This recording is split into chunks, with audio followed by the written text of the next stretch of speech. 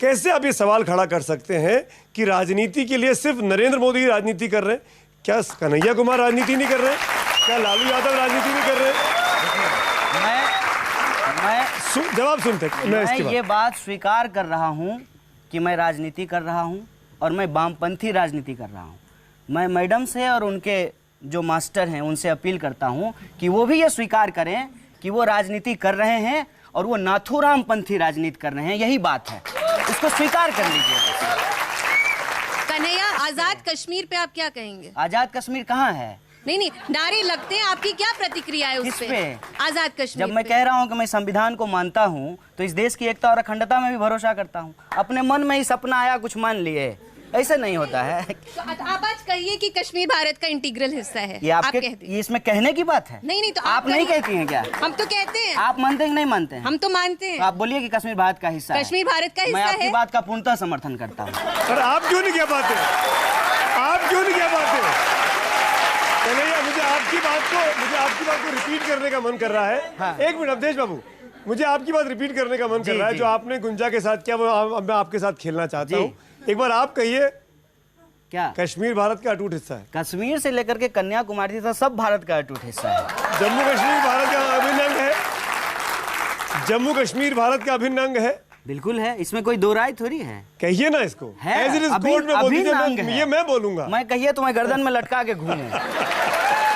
अगर यही पैमाना है सर कि असली सवालों पे बात ना करके, ये स्थापित बात है, ये सच है, तो तख्ती लगा के घूमते हैं, फिर हम बेरोजगार हैं ये सवाल भूल जाएंगे। हम नोटबंदी में जो है इतना बड़ा घोटाला हुआ, ये सवाल हम भूल जाएंगे। इस देश के भीतर हाँ वही बात तो नहीं, आप हमसे यही पूछिए बार बार कि आज तो जनता के मंच पे आप हैं।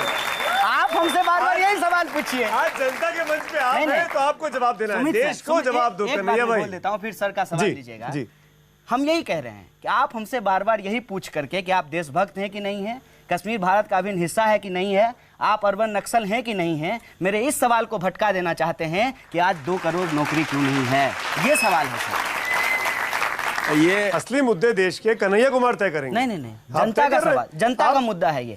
शिक्षा सिर्फ मेरे लिए है सर। सुनिए मेरी बात, आप अपने बच्चों को स्कूल नहीं भेजते हैं। आपको इस बात को आप समझाना अपने बच्चों को स्कूल भेजते हैं कि नहीं भेजते? आप मुझसे सवाल पूछ के क्या साबित करना चाहते हैं? नहीं, तो आप कहते हैं आप भी स्कूल जाते हैं, मैं भी स्कूल गया था। इस देश का आप भी कॉलेज गया, मैं भी कॉलेज गया। आप जेएनयू जैसे कॉलेज गया, मैं साधारण से कॉलेज में गया। तो आप बहुत बड़े कॉलेज में पढ़े, मैं साधारण से कॉलेज में पढ़ा। आप बहुत अव्वल दर्जे के छात्र हैं, मैं बहुत ही निम्न दर्जे का छात्र हूँ। तो देश का असली मुद्दा जो है वो शिक्षा है कि नहीं? कन्हैया, सब कुछ है। इस देश का असली मुद्दा बीते 4 साल में पैदा हुआ है। नहीं, 65 साल को भूल जाएंगे आप? नहीं। मैं भाई सर, आप सरकार की इतनी आलोचना करते हो, बुराई करते हो। नाम बताओ पहले। मेरा नाम शांतनु पांडे है। आप आप सरकार की इतनी बुराई करते हो, आलोचना करते हो, तो आप ही बता दो कि आपको सरकार के 5 अच्छे काम क्या लगे।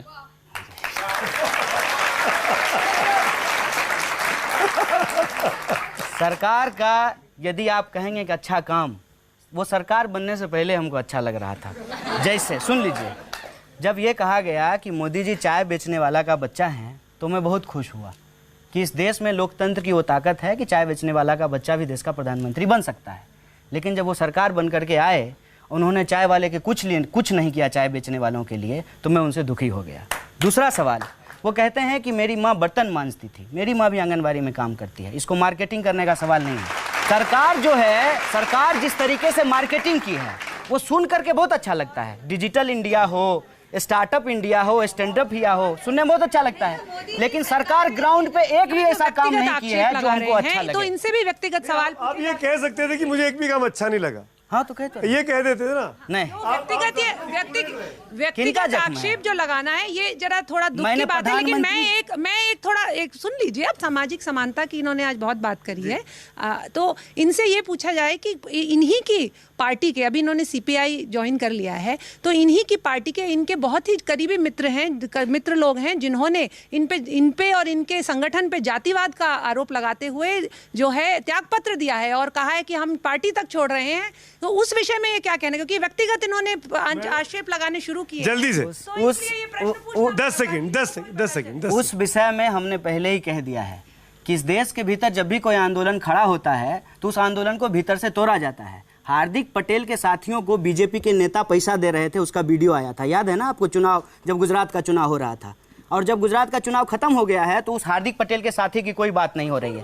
हम सही हैं कि गलत हैं, सुनिए ना, आरोप आरोप होता है, हम सही है कि गलत है ये इतिहास तय करेगा मैडम, ये इतिहास तय करेगा। आप दोनों को रोकूंगा, गीता जी और कन्हैया, आप दोनों को रोकूंगा। वक्त की कमी है, माफी चाहता हूं। जोरदार तालियां छात्रों आप सबके लिए।